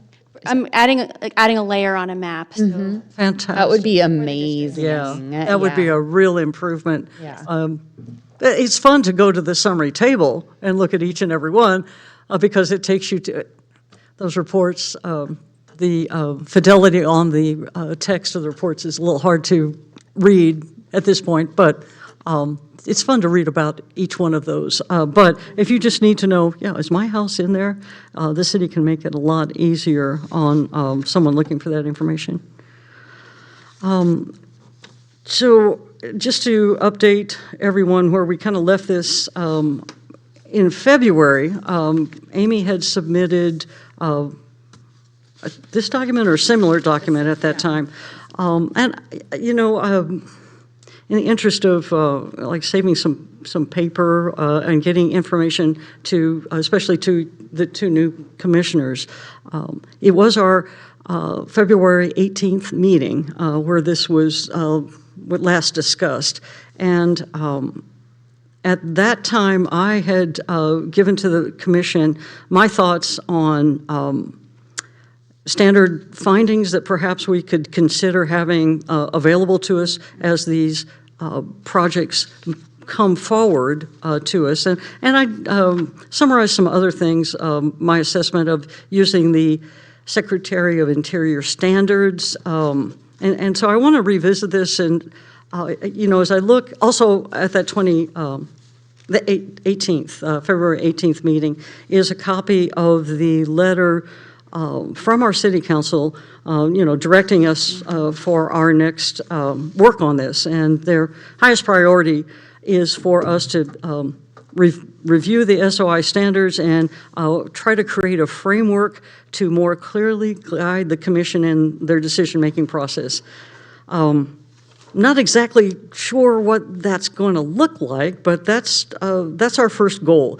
Amy Lepper has agreed to do some of this other kind of taking what's existing and make it more accessible, working with Jackie No. That was also approved by our city council. So at this time, I don't know how much background, Catherine and Alyssa, you've had time to get into, and the hour is getting late. But I'm just going to request that you go to our website, pull up that February 18th agenda packet, and start reviewing, you know, what was presented there. And I'll work with you, Mr. Cahill, to maybe provide some more documentation for our April 15th meeting, just informational background for everyone's consideration. And I think really we can start moving, taking steps forward to talk about what that framework for decision-making is going to consist of and making some great steps forward. This has been really frustrating for the commission. We were handed the SOI Secretary of Interior standards, SOI standards, to use to evaluate changes to residences primarily in our historic districts. And it's really confounded the commission over the years. And I feel that we've made substantive findings to bolster our decisions, but we struggled. We always struggled with these because we want to treat all the homeowners fairly with respect to preserving all of these structures. You know, and it's in our general plan. This is something that the community has always found to be important, is to preserve these historic districts. So I just ask that you, if you have a little extra time, I know everyone's busy, but if you can maybe start to get up to speed a little bit at a time, small bites, a little easier to do. And especially since it sounds like our workload may not be all that heavy, at least for another month or 6 weeks. So then we can take this up. And I think, Kristen, you can send around the digital copy of Amy Lepper's summary. It makes it a lot easier to click on the highlighted things, and so everyone has a copy of that. Kristen, I'll send you a Word document rather than a Google Doc, too. It'll just be easier for you. Right? Yeah. It does. I saved it as a Word. Oh, perfect. Then just send it out. Okay, great. Yeah. I think that's really an excellent place for anyone to start, see what the city has existing, and then with that background, we know where we want to go forward. All right, so that's about the historic preservation. Any comments? I'm just looking forward to digging into it. Fantastic, great to hear. Okay, any other matters outside of that? Okay, the clock on the wall says 8:07. We stand adjourned until April 15th. Thank you. Thank you so much for your support today. Great.